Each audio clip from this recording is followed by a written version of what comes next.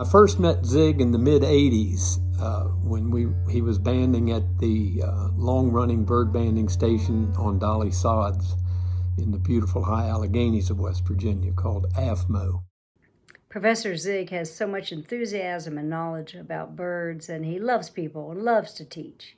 I nominated Zig for the Valley Treasurer Award this year because of his infectious enthusiasm that he's used to motivate scores of students and landowners and bird enthusiasts around the valley.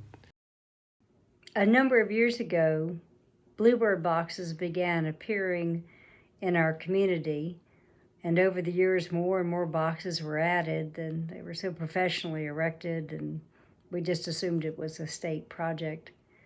But then, about a decade ago, a white, disreputable-looking van appeared in our driveway, and a rather rumpled, windblown-looking gentleman got out and asked if he could put bluebird boxes on our farm, and we realized that it was a single individual that had been monitoring all of those boxes.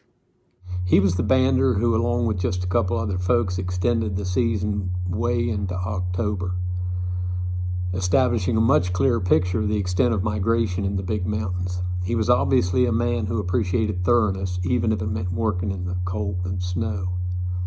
He's really brought our community together as he's enlisted a number of our neighbors to help him monitor these boxes, and certainly made us much more aware of some of the pressures that our migratory songbirds are facing. It became painfully obvious also that he was an educator. In the early years of our acquaintance, Zig would lecture me anytime I needed help while extracting birds from the nets. "That's not how Kathleen Finnegan taught you," he would say.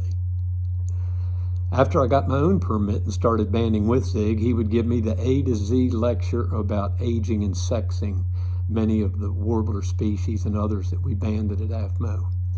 It was a joy to be showered with all that knowledge. As recently as 3 years ago, Zig took on the task of learning to band raptors. He's been banding saw-whets for decades, but raptors like red-shouldered and red-tailed hawks add another level of potential hurt. And I'm sure Elsie appreciated him taking on the extra task.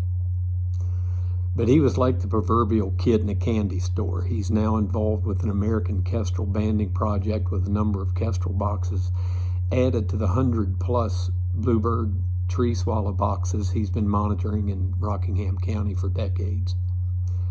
Of course, Zig wrote the book on dark-eyed junco behavior, nesting and migratory phenology, and clarified many of the aging and sexing criteria for the species. Many of his students in ornithology helped with his work and went on field trips all over Rockingham County and beyond. Not many professors now take their students out on field trips much, and that's a real shame. I suspect Zig was not an easy professor, but quite fair and willing to help students who struggled, if they asked for help. The fact that a number of his ornithology alumni have gone on to excel in the field speaks volumes to the impact he had on his students.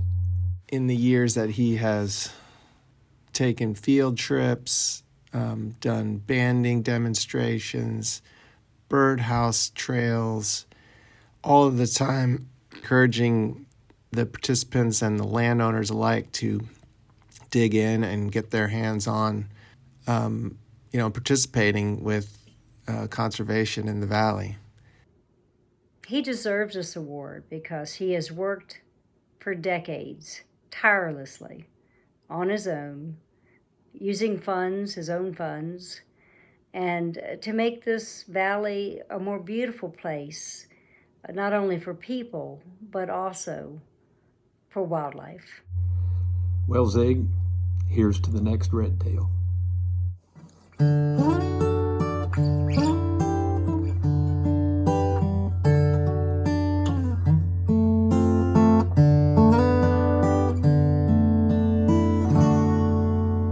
Born a poor young country boy, Mother Nature's son,